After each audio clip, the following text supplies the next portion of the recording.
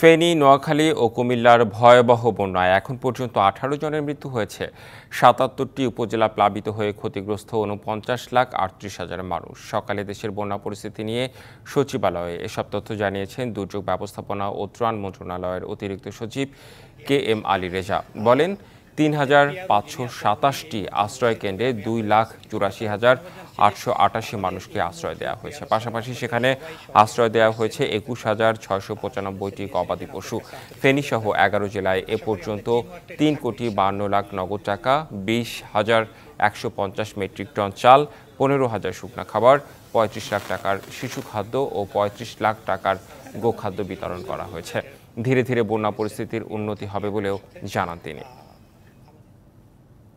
বন্যা পরিস্থিতি যদি বলেন, সেটা হলো আগামী ২৪ ঘন্টায় বন্যা পরিস্থিতি উন্নতি হবে, এরকম আমাদের পূর্বাভাস রয়েছে। খোয়াই, ধলাই নদী এবং সংলগ্ন এলাকা বন্যা পরিস্থিতির উন্নতি হবার সম্ভাবনা রয়েছে। জেলাগুলোতে কাজ করছে বৈষম্য বিরোধী ছাত্র আন্দোলন যারা সমন্বয়ক রয়েছেন, তারা অন্যান্য যারা এখান থেকে স্বেচ্ছাসেবক বৃন্দ আছেন, তারা একসাথে সমন্বিতভাবে কাজ করছেন।